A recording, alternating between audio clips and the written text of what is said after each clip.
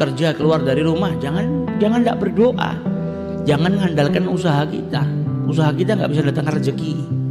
Yang datang rezeki Allah Subhanahu Wa Taala. Keluar dari rumah, baca doa, Bismillah ya Rob, saya mau keluar nyari nafkah buat anak istri saya.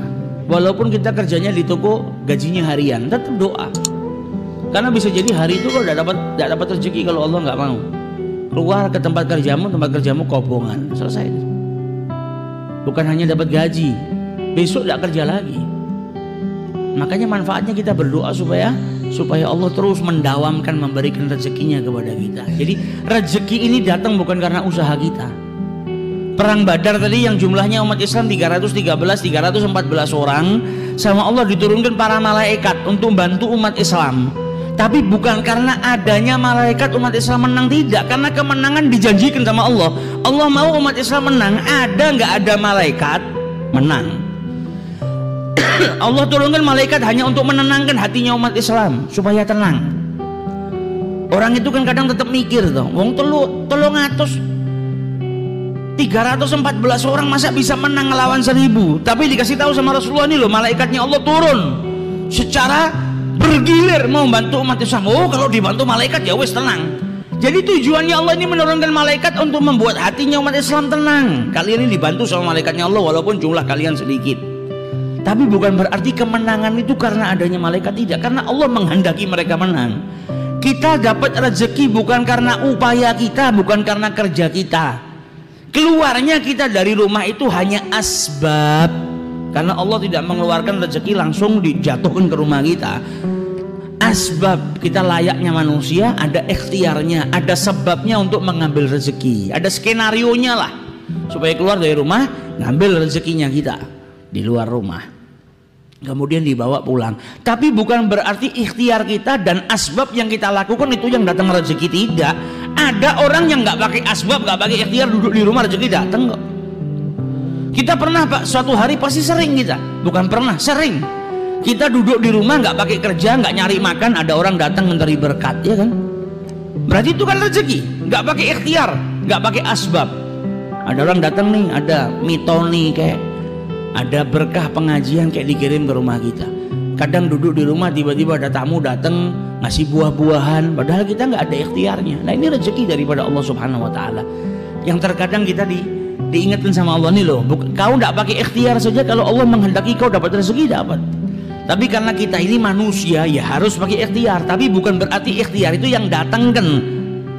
Tapi ada daripada kalangan hamba-hambanya Allah yang khusus nggak pakai ikhtiar, rezekinya didatangkan sama Allah Subhanahu Wa Taala. Nah kita nggak bisa, belum sampai derajatnya seperti itu, karena kita tawakal aja masih mikir kok. Tawakal sama Allah masih mikir, iya nek selamatnya orang selamat piye. Nah tawakalnya kita masih ragu. Lah kalau mereka tawakalnya luar biasa, jadi jauh derajatnya. Sampai dulu pernah Imam Syafi'i ini berbeda pendapat dengan gurunya Imam Malik. Masalah apa? Masalah rezeki. Dalam hadisnya Rasulullah dikatakan, lau annakum tawakkaltum 'alallahi haqqa tawakkulihi, kalau kalian ini benar-benar bertawakal kepada Allah dengan sebaik-baik tawakal, la razaqakum kama yarzuqut thair, kalian pasti akan diberikan rezeki oleh Allah Subhanahu Wa Taala sebagaimana Allah memberikan rezeki kepada burung.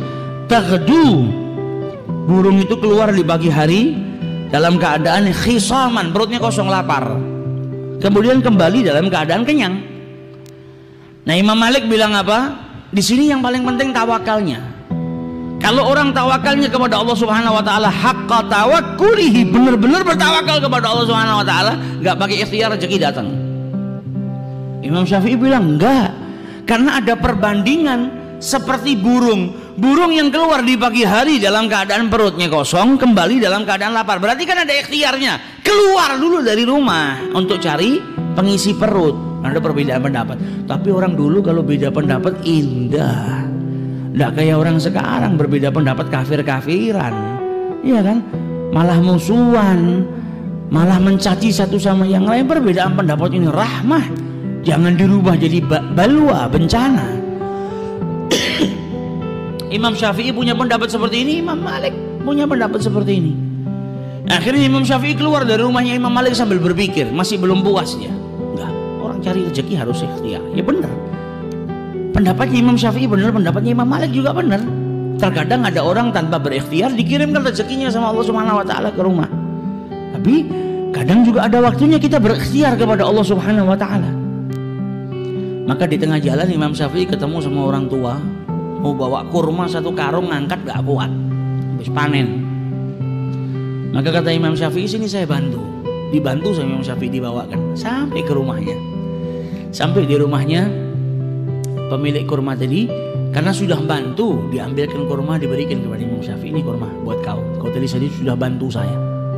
Maka diterima sama Al-Imam Syafi'i. Sambil dia teringat dengan pendapatnya nih, kalau saya tadi nggak ngangkatkan karung kurmanya orang tua ini, ya saya nggak dapat rezeki kurma ini. Tapi karena saya ngangkatkan, ada ikhtiar, saya dapat rezeki ini.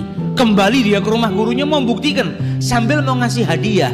Zaman dulu tuh santri kalau dapat kenikmatan yang pertama keinget siapa? Gurunya.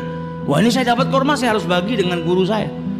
Balik ke rumahnya Imam Malik, diberikan setengahnya buat Imam Malik, ini kurma buat engkau, ini kurma buat saya dapat rezeki tadi, kita bagi setengah, kata Imam Syafi'i. Kemudian diceritakan, ini tadi kalau saya nggak ngangkatkan ya saya nggak dapat.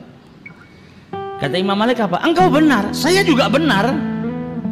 Saya nggak pakai keluar dari rumah, nggak pakai nguli, nggak pakai ngangkatkan 1 karung, datang sendiri ke rumah saya, kau bawa ke sini. Berarti kan saya benar, nggak pakai tawa, saya nggak pakai ikhtiar dapat kurmanya. Kau juga benar, kau nggak bisa dapatkan kurma ini kecuali kau dengan berikhtiar ngangkatkan kurma ini. Nah, ini indah. Satu punya pendapat seperti ini, satu punya pendapat seperti itu. Sampai dulu Ibrahim ibn Adham ketika di masa belajarnya, maka dia dulu seorang peniaga, berdagang. Ketika dia berdagang, di tengah-tengah padang pasir dia lihat ada seekor burung yang jatuh. Maka kemudian dia tunggu, ini kira-kira burung yang jatuh nggak bisa terbang lagi, kan dia butuh makan. Kira-kira rezekinya dikirim nggak sama Allah? Kalau sampai rezekinya dikirim sama Allah Subhanahu wa taala, padahal dia sudah nggak bisa terbang, dia di tengah padang pasir seperti ini, tapi tetap mendapatkan rezeki dari Allah. Besok saya berhenti kerja. Buat apa kerja? Kalau memang rezeki itu dihantarkan. Tapi kalau dia mati, ya sudah saya kerja terus. Kata Ibrahim bin Adham. Ternyata nggak lama dia duduk, dia liatin burung tadi, ada burung datang bawa makanan di mulutnya. Kemudian diberikan kepada burung yang cacat tadi, yang jatuh tadi. Maka dia ngeliat, ya Allah, walaupun dalam keadaan seperti ini Allah tetap mengirimkan rezekinya. Pulang ke rumah, dagangannya taruh gudang, dia tidak mau kerja lagi. Maka apa yang dia lakukan ini terdengar oleh Asyibli, orang soleh di zamannya Ibrahim bin Adham, walinya Allah. Dengar kalau Ibrahim bin Adham nggak mau kerja gara-gara ngelihat burung yang jatuh, dikasih makan sama burung yang lain, diantarkan, nggak perlu kerja. Maka didatangi sama Asyibli, ya Ibrahim, saya dengar anda sekarang nggak mau kerja karena kejadian yang anda lihat. Dia benar, jangan, tetap kerja, ikhtiar. Loh, saya nggak perlu ikhtiar, burung tadi saja sudah nggak bisa terbang aja masih dikasih rezekinya sama Allah Ta'ala. Buat apa saya harus berikhtiar? Toh nanti Allah juga ngirimkan rezekinya ke saya. Kata Asyibli, ya Ibrahim, kenapa engkau malah memilih burung yang lemah, nggak bisa terbang, dan hanya menunggu rezeki yang datang dari burung yang dimasukkan ke dalam mulutnya? Jadilah engkau burung yang kuat, yang datang bawa makanan, memberikan kepada burung-burung yang lemah tadi yang tidak bisa terbang. Jangan milih yang lemah, milih burung yang kuat. Jadilah engkau saudagar yang kaya, yang bisa membantu saudara-saudaramu yang lemah.